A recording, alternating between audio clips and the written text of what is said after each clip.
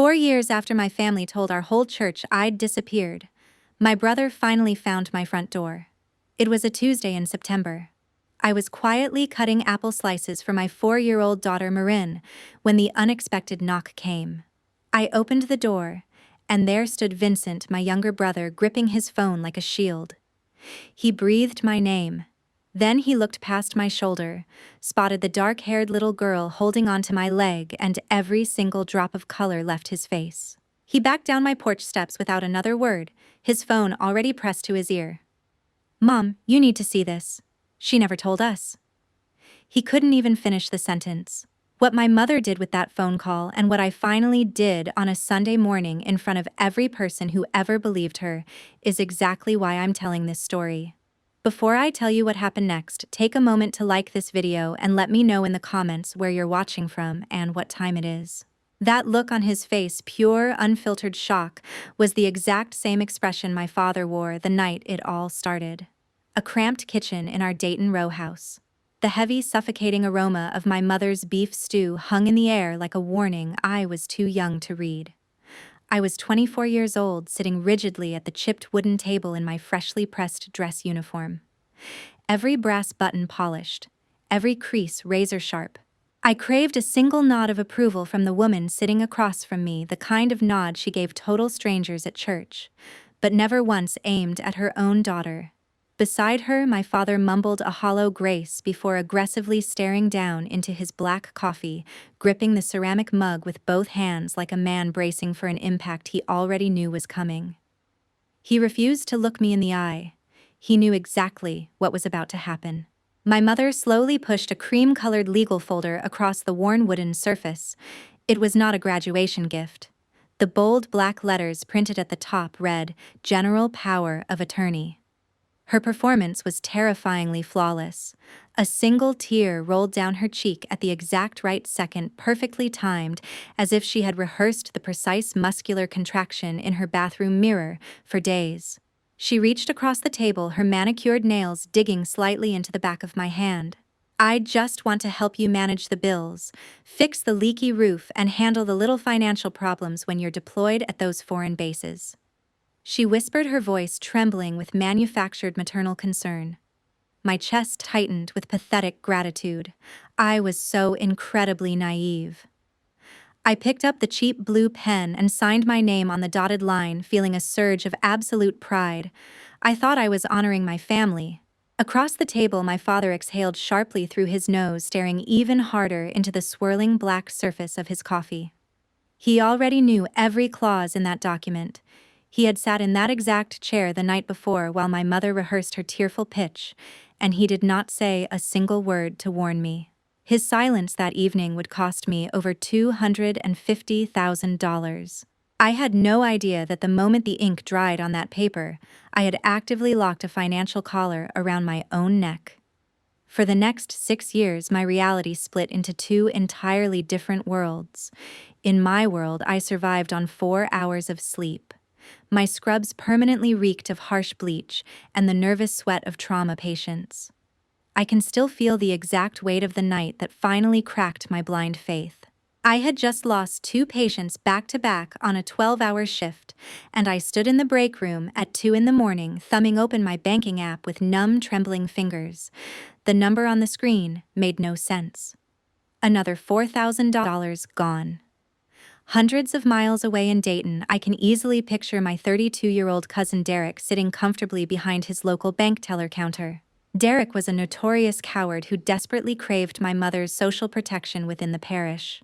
He actively abused his teller access to execute multiple transfers under the federal reporting threshold, intentionally masking the activity so the fraud department wouldn't trigger a security alert to my phone.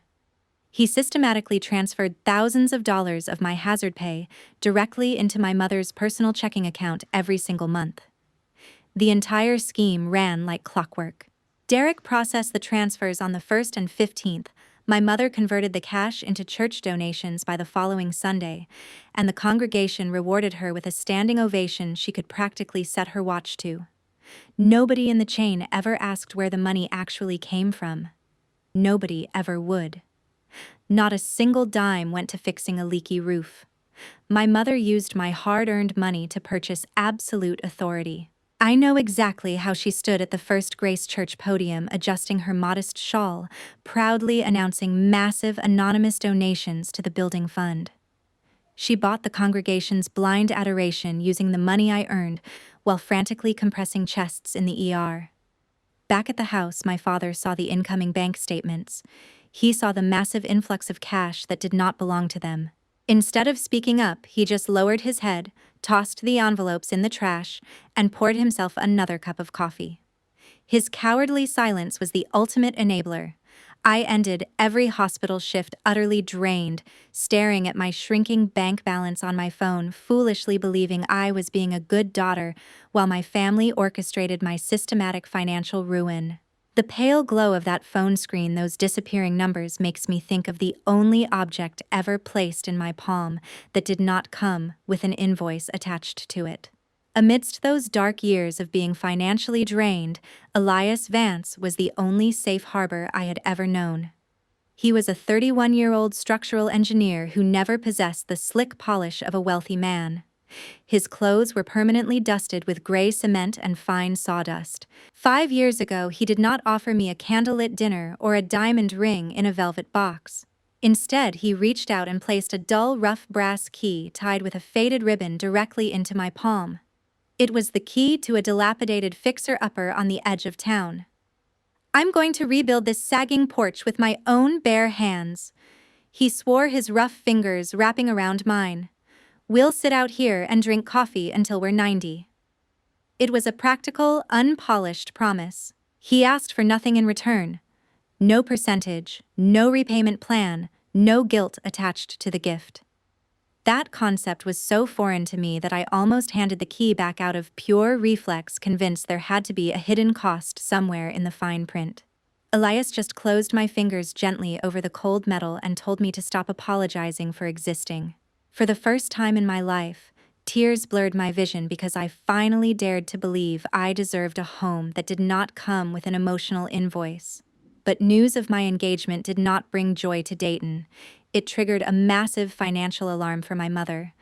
Through her calculating lens, my impending marriage meant her primary funding source was at risk of being cut off. She immediately tightened the noose. Text messages flooded my phone, perfectly disguised as maternal care. "I need to withdraw a little extra to sort out the housing situation for you two," she wrote, her manipulation seamlessly woven into the text. "Don't make your parents worry too much." To guarantee compliance, she deployed my Aunt Brenda. Brenda actively began leaving public comments on my social media about how much the church was praying for my financial stability. It was a veiled, terrifying threat to ruin my reputation if the money stopped flowing. My mother was actively turning my newfound happiness into leverage to increase her monthly extraction. The monthly amount jumped from $3,000 to nearly $5,000 overnight, and the justifications became increasingly brazen: a new boiler, a dental emergency for my father, a special church renovation that absolutely required immediate funding. Every excuse was a lie, and every lie was documented in the neat columns of a ledger I would not discover for another 6 years. I, still paralyzed by blind obedience, simply lowered my head and let Derek process the inflated transfers. That same month, a grueling medical rotation pushed my body far past its breaking point. After a brutal 16-hour shift managing complex trauma cases and struggling to keep strangers breathing, my nervous system simply shut down. I stumbled into my freezing apartment, my vision blurring at the edges, my hands still smelling of latex and antiseptic. I collapsed onto the cheap mattress, fully clothed in my wrinkled scrubs, my shoes still on, and slept so heavily that I missed every single alarm. When I finally woke up disoriented and aching down to my bones, I checked my calendar. The scheduled transfer to my mother was exactly 3 days late. Almost on cue, my cell phone began to vibrate violently against the wooden nightstand. My stomach immediately tied itself into a tight knot. It was a pathetic, conditioned reflex of pure dread, proving that despite my military rank, I was still just a terrified child waiting to be punished. I answered the call, my hands visibly shaking. I could clearly picture my mother sitting in her plush living room sipping hot tea, utterly indifferent to the fact that I had just spent 16 hours struggling to keep people alive. Her voice was not screaming. It was razor-sharp and terrifyingly calm, slicing right through the speakerphone. "You don't have the right to be tired," she hissed. "My tax dollars pay the military to do that. How long do you plan on embarrassing this family?" The humiliation hit me so hard I could not draw a breath. Standing alone in that cold room stinking of hospital antiseptic, I did not fight back. I did not expose her greed. Instead, I slid slowly down the wall, clutching my knees to my chest, and pathetically apologized. "I am sorry, Mom. I'll call Derek right now and lift the transfer holds," I whispered, trading the very last shred of my dignity just to buy her temporary silence. My back hit the freezing baseboard and I stayed on that floor for a long time, the same posture I would find myself in months later, standing in a hospital corridor, frozen in a completely different kind of shock. The disaster that shattered my life arrived without warning on a gray Tuesday in November. I was in the middle of charting patient vitals when the head nurse came sprinting down the sterile corridor, her eyes frantically searching for me. The moment I saw her pale face and her inability to hold eye contact, the air in my lungs turned to lead. I knew that specific terrified expression intimately. I had worn it myself when delivering devastating news to families in the waiting room. A massive scaffold had collapsed at a civilian construction site downtown. A heavy load-bearing cable had snapped, a cable that the inspector's paperwork had falsely certified as safe. Elias Vance, the careful man who labeled my lunchboxes with little notes, perished beneath the collapsed structure before the ambulance could even make it past the second red light. At his funeral, the pallbearers were not family. They were 8 rugged, calloused construction workers wearing hastily borrowed dress shirts, crying openly under the overcast sky, like men who had lost a brother. My own family, the people sharing my bloodline, did not show up. A 7-hour drive is simply too inconvenient for a funeral, my mother claimed over a brief hollow phone call. Instead, she had Aunt Brenda send a pathetic, cheap basket of pale carnations with a forged signature on the card. She could not even be bothered to pick up the phone to order flowers herself. She actively delegated her fake sympathy so she could keep her schedule clear for her church committee meetings. Standing beside the freshly turned earth surrounded by sobbing strangers, I finally understood the horrifying depth of my isolation. The men Elias worked with showed more brotherhood and raw humanity than my own mother ever possessed. One of them, a foreman with cracked, weathered hands, pressed a worn photograph into my palm after the service. It was a picture of Elias on his lunch break, grinning, holding up a sandwich he had made for the whole crew. "He talked about you every single day," the foreman said, his chin trembling. "Told us he was going to fix up that porch before Christmas." I held that photograph against my chest and said nothing. A stranger had just given me more tenderness in 10 seconds than my entire bloodline had offered in 30 years. 4 days after putting Elias in the ground, I was curled up in the darkest corner of his closet, pressing my face into his flannel shirt to inhale the fading scent of sawdust. The suffocating silence was broken by the sharp buzz of my cell phone. The ghostly blue light illuminated my hollow, exhausted face. It was a text message from my mother. My eyes scanned the words, and a freezing chill shot directly down my spine. "I am so sorry about everything," the message read. "Will this month's money be sent on time?" She did not ask if I was eating. She did not ask if I was surviving. It was the chilling, calculated inquiry of a debt collector panicking over a delayed payment. Yet, paralyzed by trauma, I pathetically opened my banking app in the dark and let her siphon my money away. 2 weeks later, my body forcefully rejected the abuse. I fainted dead away in the middle of a triage shift. Maya Sterling, my logistics officer and fiercely loyal ally, did not call a doctor. She dragged me straight into the staff restroom, locked the door, and aggressively shoved a pregnancy test into my trembling hand. Maya stood guard outside the stall, her arms crossed, her jaw set, daring anyone to knock. Staring at the blinding fluorescent lights, 2 distinct pink lines materialized. Hours later, I lay completely alone on a plastic-covered examination bed. The freezing ultrasound gel slipped across my stomach. Suddenly, a fast, rhythmic thumping echoed through the monitor. The doctor did the math. 16 weeks. In that freezing room, the heavy fog of my blind obedience shattered instantly. I was not just a grieving widow. I was a mother. The money flowing to Dayton was no longer just my exhaustion. It was the lifeblood of my child. The extortion had to end. That rhythmic thumping was still echoing in my chest when I picked up the phone the following Sunday morning, cold and unforgiving. I planned this phone call with the exact sterile precision I use to calculate intravenous dosages for critical patients. I mentally rehearsed the sequence to ensure there were no emotional surprises. Elias is dead. I am pregnant. And the extortion must end. When my mother picked up on the second ring, I inhaled sharply to steady my shaking hands. I never even got the chance to finish my carefully practiced script. I only managed to deliver the critical boundary-setting blow. "Mom, I filed the revocation of power of attorney," I stated, forcing my voice to remain perfectly level despite the pounding in my chest. "I have to stop the withdrawals." That was all it took. The other end of the line instantly ignited into absolute chaos. She did not ask why I was canceling it. She did not ask if I was sick, in trouble, or desperate. Her voice ripped through the speakerphone, dripping with pure, unadulterated venom. "You ungrateful brat!"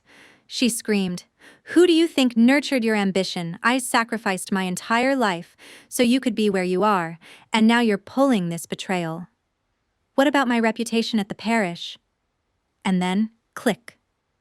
A long, flat, lifeless dial tone echoed in my ear. It sounded exactly like the terrifying hum of a flatlining heart monitor. She had completely severed the connection before I could even force Elias's name out of my mouth, let alone mention the existence of her unborn grandchild. Panic violently gripped my throat. Desperate for a lifeline, I dialed my father. Over the phone, I could hear the familiar heavy rumble of power tools in his garage. "Dad, please, just listen to me," I begged, my voice cracking under the weight of the grief. I vividly remembered him carrying me on his broad shoulders when I was 5, promising to always protect me. But the man on the phone simply responded with a hollow, evasive sigh. "Stop making your mother angry, Shirley," he muttered quickly and hung up. That single sentence demolished 30 years of fatherhood in under 4 seconds.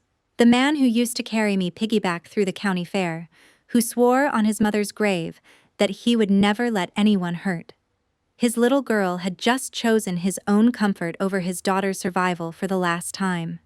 His cowardice was the final fatal stab in the back. My knees buckled. I slid down the wall and collapsed entirely onto the freezing hardwood floor, clutching my flat stomach, dry heaving violently as the brutal reality of my isolation finally set in. Hundreds of miles away, the Ross family's retaliatory smear operation immediately shifted into high gear. I can clearly envision my mother striding into the First Grace Church coffee hour wearing a modest dark silk dress. She lowered her head, dabbing her dry eyes with a laced handkerchief to play the role of the suffering, devoted mother.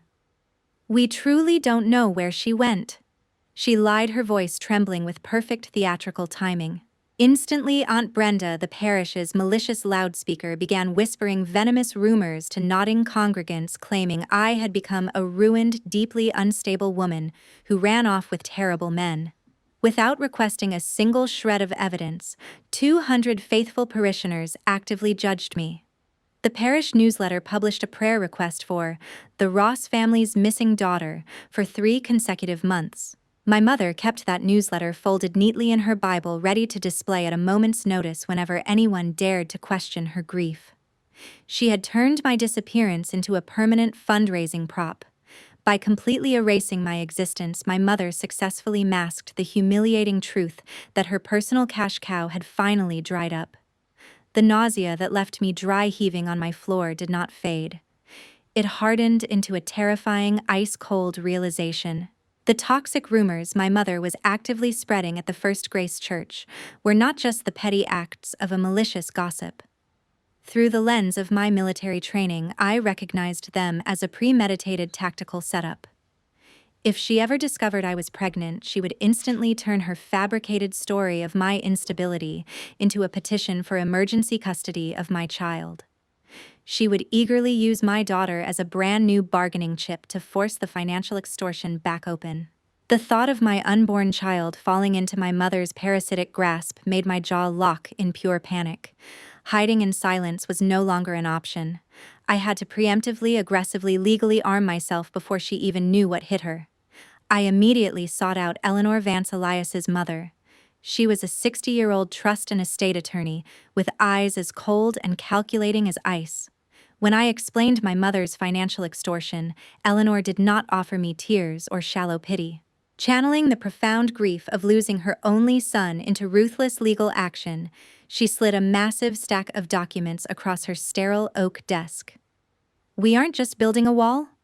Shirley," she stated, her tone razor-sharp as she handed me a heavy fountain pen. "We are building a vault they can never crack." Under her precise guidance, I established a revocable living trust. I locked my home and my assets inside a revocable living trust and executed an airtight standby guardianship directive for my child, designating Eleanor as the sole proxy. Eleanor brought in a notary and finalized every single document before 5 in the afternoon, with the cold, surgical efficiency of a woman who had channeled the unbearable grief of losing her only child into an absolute refusal to let his daughter's child be devoured by the same indifference that failed to inspect a load-bearing cable. In a single afternoon, the Ross family was legally stripped of all power. During my 8th month of pregnancy, I made one final concession to my bloodline. I wrote a single brief letter and mailed it directly to Grandmother Martha in Dayton, desperately hoping the only sane woman in my family would keep the secret that I was safe. After dropping that envelope into the mailbox, I drove straight to the hardware store. I purchased the heaviest deadbolt I could find and brought it home. Kneeling on the front porch with my swollen belly pressing against my thighs, I drilled the mounting plate myself. My arms burning from the effort, sweat stinging my eyes. My lower back screamed in protest with every twist of the screwdriver.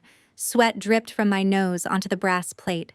The neighbor across the street watched me from his porch, visibly confused by the sight of a heavily pregnant woman drilling into her own front door at sunset, but he did not come over to help, and I did not need him to. Pushing the lock home, the loud metallic click sliding into place was the most profoundly beautiful sound I had ever heard. I had finally plunged my mother into absolute darkness, perfectly insulating my life from her psychological control. When Marin was finally born, the profound isolation that once suffocated me felt incredibly liberating. Not a single person from the Ross bloodline was permitted in the delivery room. Instead, my military sister Maya Sterling stood firmly by my side. She wiped the freezing sweat from my forehead through the agonizing contractions, and she was the one who proudly cut Marin's umbilical cord. When the exhausted nurse placed that crying, dark-haired infant directly onto my chest, my hardened stoicism completely shattered. Maya leaned down and pressed her forehead against mine, her own eyes bright with tears she would later deny ever shedding. "She has his jawline," Maya whispered, her voice cracking. I sobbed uncontrollably in that sterile room, not out of lingering grief, but out of pure, overwhelming relief. I had successfully smashed the generational collar around my neck, and my daughter was finally safe. If you deeply understand the fierce, unstoppable instinct to protect your child from toxic family members, please take a second to like this video. Comment the word "safe" down below if you believe I made the right choice by legally locking them out forever. Exactly 4 years passed in absolute heavily guarded silence. That peace was shattered on a Tuesday in September, the same Tuesday I just told you about. The moment Vincent spotted Marin gripping my leg, every alarm in his body fired at once.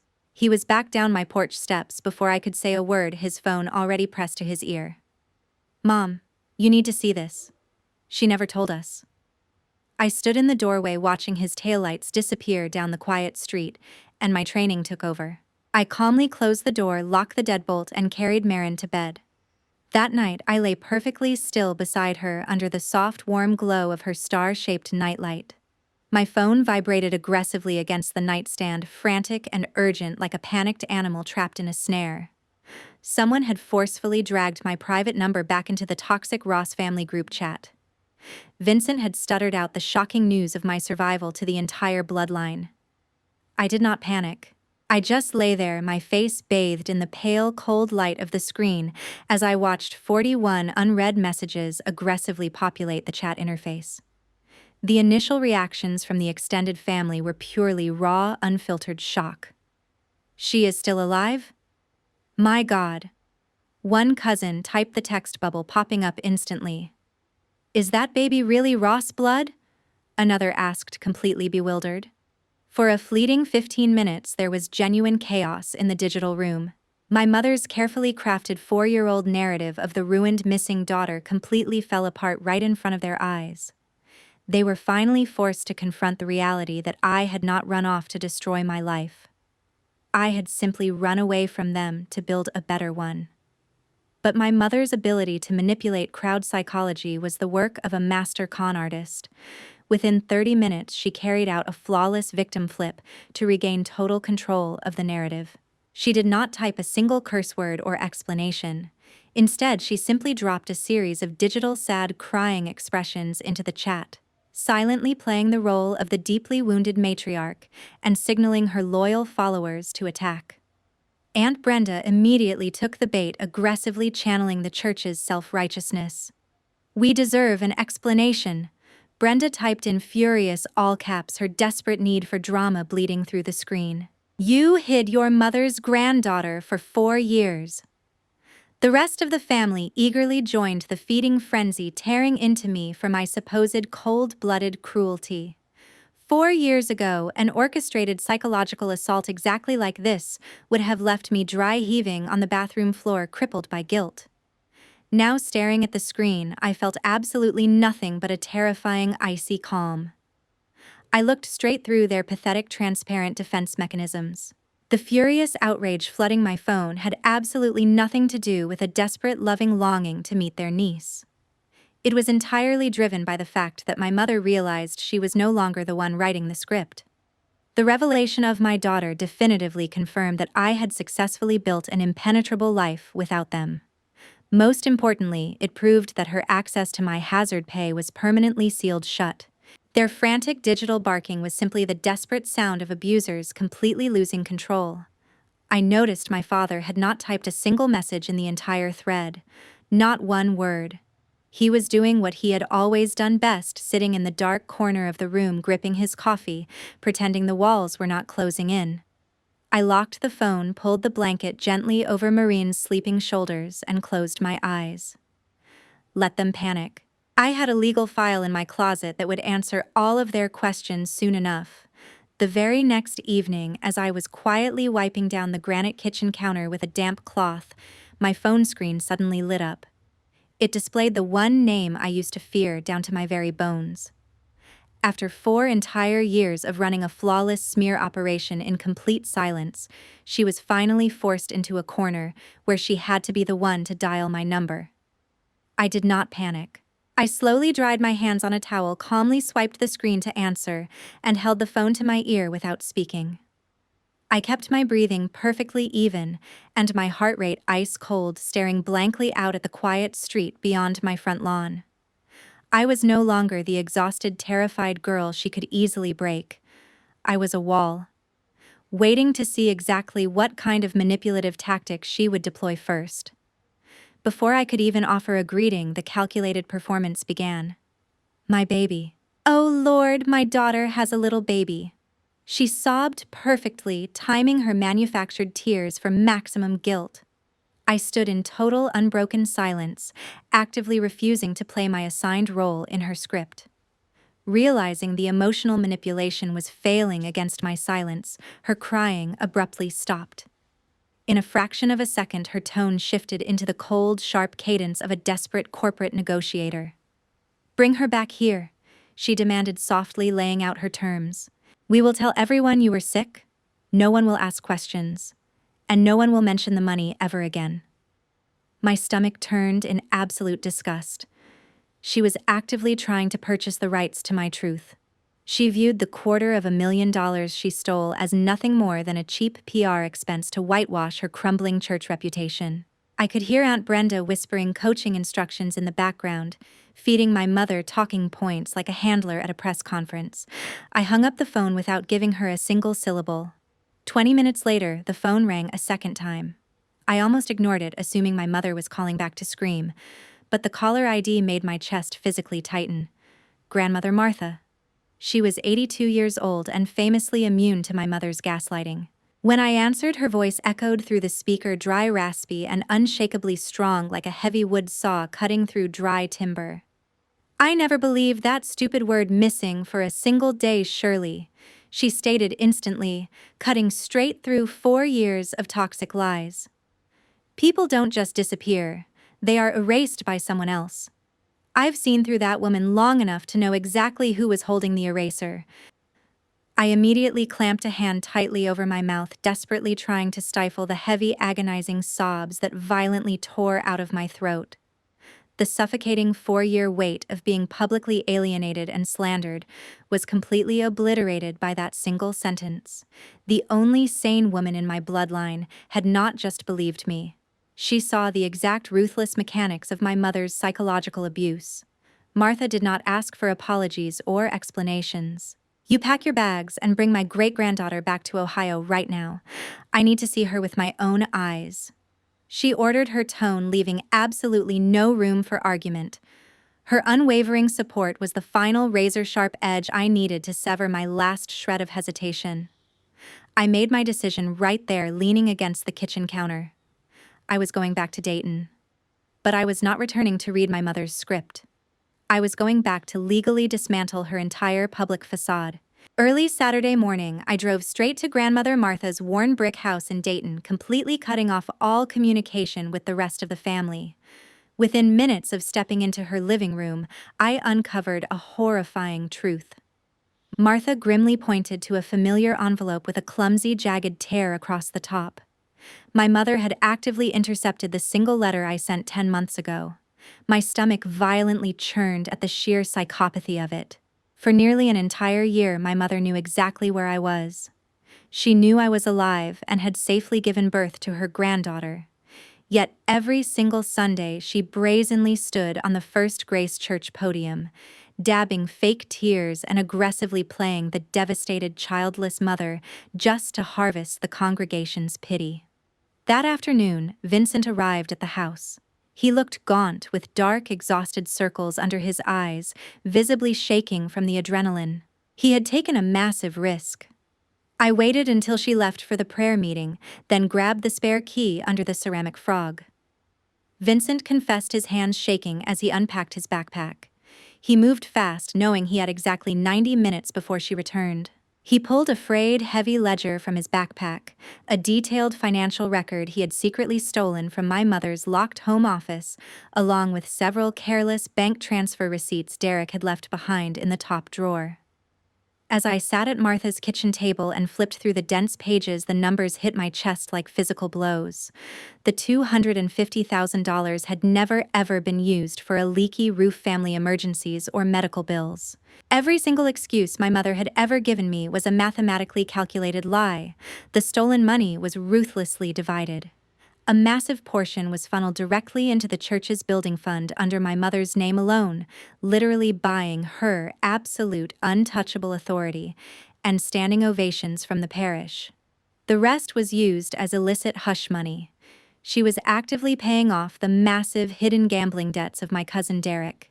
She bailed him out repeatedly solely to keep him silently structuring the transfers to siphon my hazard pay without triggering federal alerts. Vincent pointed to a specific column dated 18 months ago. Derek had racked up over $40,000 in gambling losses at a single casino in West Virginia, and my mother had quietly paid the debt in full, using 3 consecutive withdrawals from my account, each one carefully kept just below the federal reporting threshold. It was a perfectly insulated extortion ring. The money I earned by desperately compressing the chests of dying patients in the ER was being used to fund a bank teller's gambling addiction and a narcissist's church clout. But the most shocking discovery was not the numbers. Tucked near the back cover was a yellowed, fragile piece of paper dated 1989. In my mother's careful, youthful handwriting, the note read, "Pawned wedding ring, paid off Dad's gambling debt. I stood completely frozen, my fingers trembling against the dry paper. Martha was watching me from the doorway, her weathered hands gripping the frame. She had seen that note before. She had known about it for decades and had been waiting for me to find it with my own eyes. The blind volcanic rage inside my chest suddenly chilled into absolute ice. My mother was not just a monster. She was a victim who had been financially drained by her own father. But instead of breaking the cycle, she turned her trauma into a tool and violently passed it down to me. That realization ended my desire for a petty screaming match. I knew exactly what I had to do tomorrow at the cathedral. I was not going to fight her. I was going to surgically amputate the generational curse.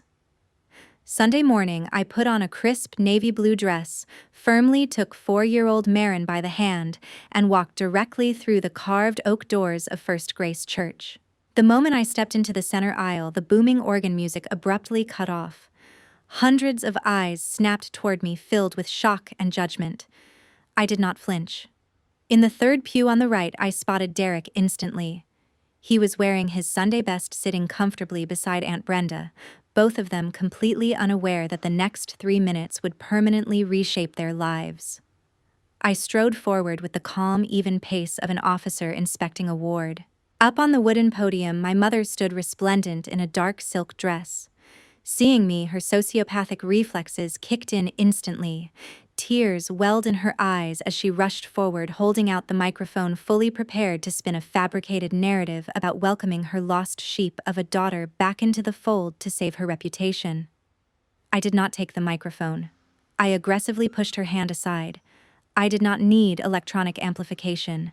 My voice was trained to cut through the blaring alarms of a trauma center, and it echoed violently against the vaulted ceiling. I was never missing. I announced, my voice like cracking ice. I simply filed a revocation of power of attorney to stop the extortion. Over $250,000 in 6 years. Every dollar you funneled into this church's building fund, every dollar used to secretly fatten up that bank teller, Derek sitting right there in the third row, was hard-earned money I traded for exhausting medical shifts. The entire cathedral erupted in horrified gasps. Derek physically slumped in his pew, turning ghost white. On the podium, my mother's benevolent mask completely peeled off. Her face turned a violent, furious shade of red. Cornered and exposed, she resorted to the only tactic she knew: absolute destruction. She pointed a trembling finger at me and screamed, "How dare you? I will drag you to court. I will tell the judge you are mentally unstable and degenerate, and I will take custody of that child." Instead of backing down, I stepped into her space and aggressively slammed my thick legal file down onto the wooden communion table. The heavy smack echoed like a gavel. "Stop the act," I replied, my tone terrifyingly calm. "All my assets and my home are permanently locked inside a revocable living trust, and Eleanor Vance holds the airtight standby guardianship directives for my daughter. You are threatening a confrontation you legally lost 4 years ago. You have absolutely zero legal standing. Your tentacles have been severed." My mother physically staggered backward, her eyes wide with pure, unadulterated horror as she stared at the impenetrable stack of legal documents. Her 10-year web of financial theft and public lies shattered to pieces right in front of 200 witnesses. The crowd's former adoration rapidly curdled into visible disgust and whispers of betrayal. Aunt Brenda sat frozen in her pew, her mouth hanging open, unable to spin a single syllable of defense. My father, Arthur, was nowhere to be seen. He had slipped out through the side entrance the moment I said the word extortion, abandoning his wife on the podium, the same way he had abandoned his daughter on the phone 4 years ago. Some habits never change. I did not stay to watch her panic or beg for forgiveness. I did not owe that family another second of my time. I scooped Marin into my arms, turned my back on the podium, and walked proudly back down the center aisle. I pushed open the heavy church doors and stepped out into the crisp, clean blast of the autumn wind, permanently leaving that toxic bloodline behind to step into a life entirely my own. Standing up to toxic family members is often the hardest confrontation you will ever face, but it is necessary for your survival.